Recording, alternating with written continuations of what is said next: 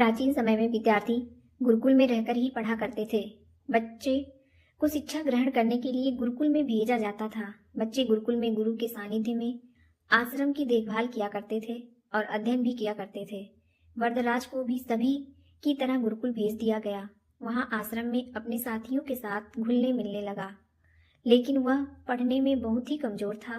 गुरुजी की भी कोई बात उसकी बहुत कम समझ में आती थी। इस कारण सभी के बीच वह उपहास का कारण बनता है। उसके सारे साथी अगली कक्षा में चले गए, लेकिन वह आगे नहीं बढ़ पाया। गुरुजी ने भी आखिर हार मानकर उससे बोला, बेटा वरदराज, मैंने सारे प्रयास करके देख लिए हैं। अब यही उचित होगा कि तुम यहाँ अपना समय बर्बाद मत करो। अपने घर चले जाओ और घर वालों की काम में मदद करो।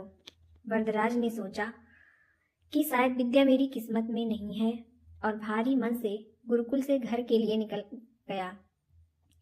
दोपहर का समय था। रास्ते में उसे प्यास लगने लगी। इधर उधर देखने पर उसने पाया कि थोड़ी दूर पर ही कुछ महिलाएं कुएं से पानी भर रही थी। वह कुएं के पास गया। वहां पत्थरों पर रस्सी के आने जाने से निशान बने हुए थे। तो उसने महिलाओं से पूछा, यह निशान आपने कैसे बनाए? तो एक महिला ने जवाब दिया, बेटे, यह निशान हमने नहीं बनाए।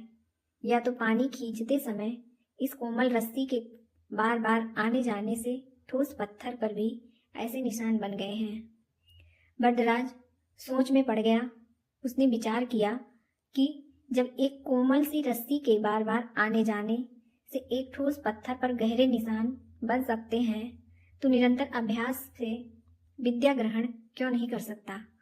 वरदराज ढेर सारे उत्साह के साथ वापस गुरुकुल आया और अथक कड़ी मेहनत की। गुरुजी ने भी खुश होकर भरपूर सहयोग किया। कुछ ही सालों बाद यही मंदबुद्धि बालक वरदराज आगे चलकर संस्कृत व्याकरण का महान विद्वान बना, जिसने लघु सिद्धांत कौमुदी, मध्य सिद्धांत कौमुदी, सार सिद्धांत कौमुदी, गीरवाड़ पदमंजरी की रचना की। दोस्तों, अभ्यास की शक्ति का तो कहना ही क्या है। यह आपके हर सपने को पूरा करेगी। अभ्यास बहुत जरूरी है, चाहे वो खेल में हो या पढ़ाई में या किसी और चीज में। बिना अभ्यास के आप सफल नहीं हो सकते। अगर आप बिना अभ्यास के केवल किस्मत के भरोसे बैठे रहेंगे तो आखिर में आपको पछतावे के सिवा और कुछ हाथ नहीं लगेगा।